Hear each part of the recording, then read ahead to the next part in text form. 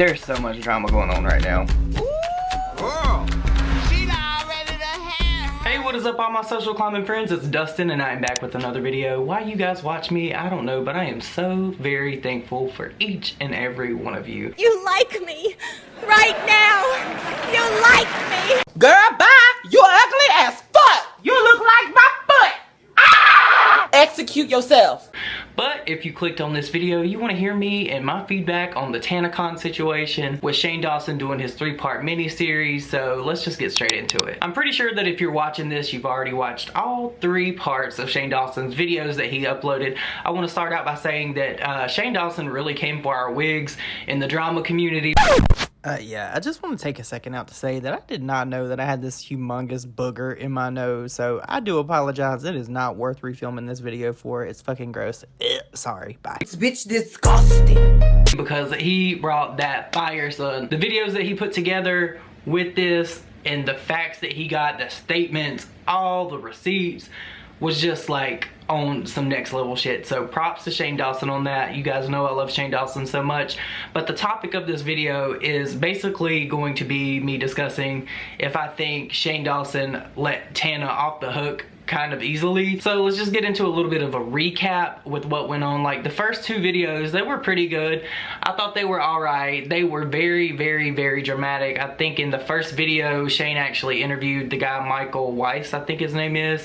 And I could be totally out of order with this, but I have watched all 3 videos, and he talks about how he's gonna lose everything, that he put his name out on the line, and that he didn't hide anything from Tana. And in case you guys didn't know, this was actually the guy that was riding the Segway through the Marriott when all of this stuff was going on with Tanacon. I thought that was really freaking weird. It reminded me of like Mall Cop. Let me just nudge her out of whisper mode.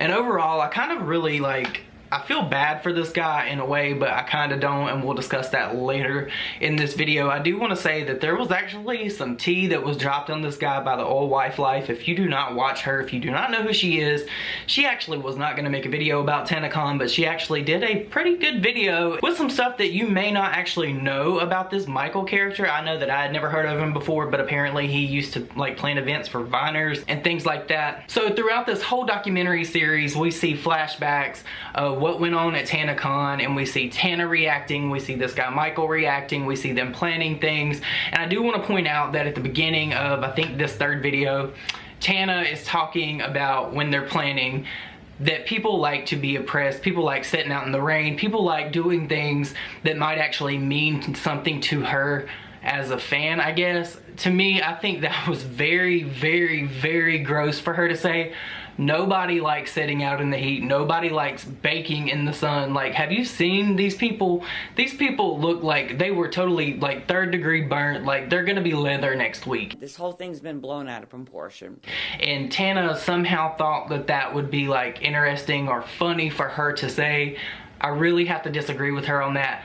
And for her to say that, that automatically makes me think that in some way they knew that the capacity that this place that they were having this at was not going to hold and house all of these people that they brought in. I was just like, girl, if I would have went to Tanacon and my fat ass sat out in the sun and I had a heat stroke, I would be suing your ass right now. Like, you guys have seen all the videos where people were like wheeled out on like stretchers. Well, I think it was like one girl, but like numerous videos of people with sunburns talking about how they were dehydrated, they didn't have food, and that just really just got on my nerves. So Tana, I'm gonna need you to do better, girl. So to really get into the meat and potatoes of things, toward the end of the video, Shane Dawson talks about the VIP tickets and the free tickets. Now, mind you, Tana said that this was supposed to be a free event, that she was going to offer VIP tickets, I think for like an extra meet and greet or something.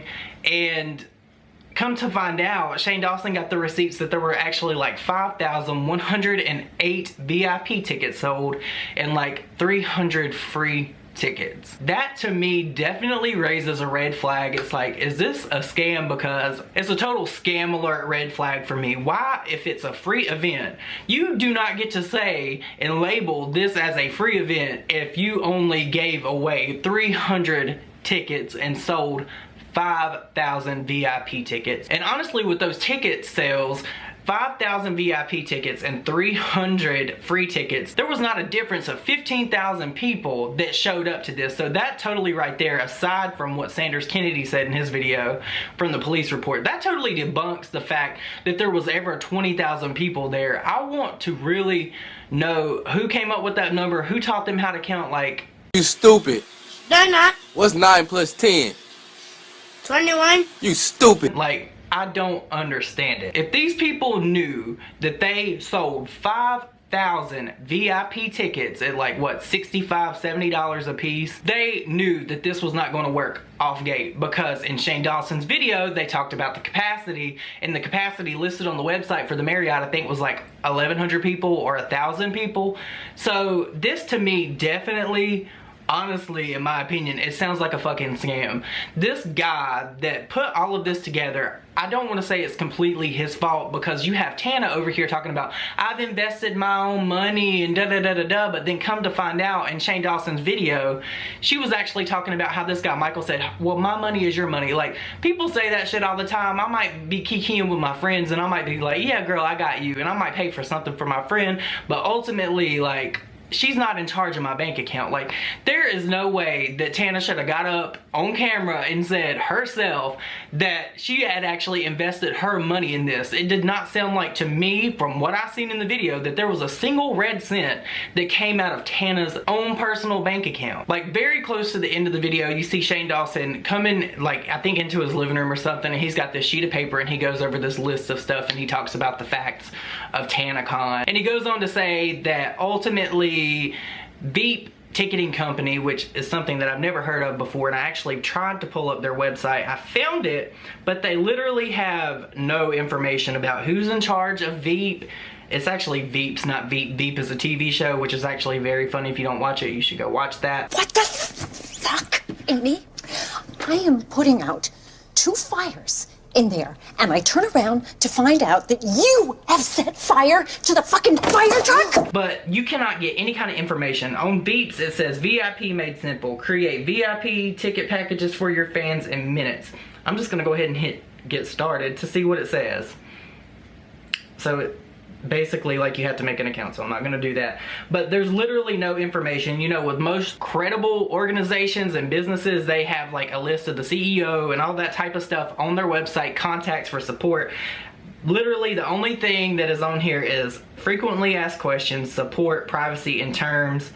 I'm gonna hit support just to see. Oh, it just actually brings you up to an email and it says support@veeps.com. I cannot find any information on this place. Like, literally when I was going into this, I was gonna like try to find out who Veep was or Veeps and try to like shed some light on this, but honestly, if I can't find it, I know Shane Dawson couldn't find it, but ultimately in Shane Dawson's video, he said that this guy Michael signed a contract with the ticketing company Veeps and his own personal company, Good Time Entertainment, and he is actually at fault for all of these ticket sales. Now, there was like $300 and something thousand worth of ticket sales generated by this, and ultimately this guy's gonna have to pay it back. And in Shane's video, you see Tana saying, well, no, he is not like liable for all this because his parents have money, he's not gonna lose his house, and da-da-da-da-da. I don't really think it was right for Tana to actually speak on his behalf about that. Like, word of mouth is one thing, hearsay is another, and when you go into like stating things like this, like so matter-of-factly that you know this, apparently you did not know this much about this person. You said that you knew Tana, that he was not a good person from his interactions with other people, but you still went ahead and you still decided to pull the trigger on this. You still decided that 1 month's time would be a good turnaround for you to try to shade VidCon, and you did this shit anyway, and you went along with it. And I'm not saying that you're not taking the blame for it, because I do believe somewhat to some degree you are trying to take the blame for it, but I do feel like you're deflecting really this whole major situation. I honestly, if I were Tana, aside from all of this, Tana makes plenty of money. Tana should make it right. She should make it right, because I think honestly she is just equally as guilty as this guy in this situation. I don't think that she should necessarily bail him out, but she should do something to make it right for her fans. I mean, did you guys see those gift bags? They look like shit, and they were supposed to be worth like quadruple the price of what they paid for the tickets. Like, a condom, a toothbrush. No, it wasn't a toothbrush. I just seen a meme and it had a toothbrush on it. A silly band and like some phone holder and some stickers. Girl. Also, you seen this guy talking about how Tana said that she was gonna get into touch with all these people about free makeup for the goodie bags, and then you see Tana saying that he said he was gonna do it. Literally, this is the biggest fucking mess. Like, honestly, we're left with more questions than answers, even though Shane Dawson did a very, very thorough job actually giving the information to us. But ultimately, at the end of the day, it is not Shane Dawson's place. I know a lot of people don't agree with me on that. It's not Shane Dawson's place, although a lot of people that probably went to that were not there for Tana. I know Tana has a ton of fans. Tana has a massive following here. Shane Dawson should not be liable to have to make a video to expose all this, and then also to turn around and then like try to pressure Tana into feeling some kind of way. Shane Dawson is not the police of Tana, and ultimately they are still friends, but like literally, what can you do to a friend aside from saying, hey, you fucked up big time? Like, I don't get it. I don't think Shane Dawson really is the type to hold grudges. Like, yeah, his name was on this and all of that, but ultimately at the end of the day, there's nothing that he can really do. Do you think he's really gonna end a friendship with Tana over Tanacon? No, but I do think that Shane Dawson will try to make this up to the people that were there to see him in some way, shape, or form. I don't know, but you guys, let me know what you think down below. Do you think that Shane Dawson should have went in harder on Tana? Because there were actually moments in this video where I was like, damn, like, Get her, Jay. he's really giving her the business, because he was like, yeah, I think it's a scam. And I was like, just looking at my camera, just like, did he really just say that? But I love Shane Dawson so much, and I just don't think it's fair for people to be tweeting at him about Tanacon, trying to get him to like say something that could like hurt Tana's feelings. Of course, Tana should be held completely 100% liable for this. Her feet should be held to the fire, as well as this guy Michael, but I don't think it's actually Shane Dawson's place to be like, hey Tana, you fucking screwed me over and my name was on this, da da da da da. Yeah, he could say that, but ultimately what's it gonna do? End a friendship? Tana already doesn't have that many friends anyway, and I think a lot of people feel sorry for her. Like, I think she's funny, but at the end of the day, she's a train wreck, just like many other influencers here that are on YouTube. But you guys, let me know what you think down below. Do you think this was a flop and Tana knew about it? Do you think Michael knew about it? Do you think they knew about it together? Because 5,000 ticket sales for VIP is definitely not what a free show consists of. But until next time, you guys, I will see you on my next video. Bye. Boys are monsters.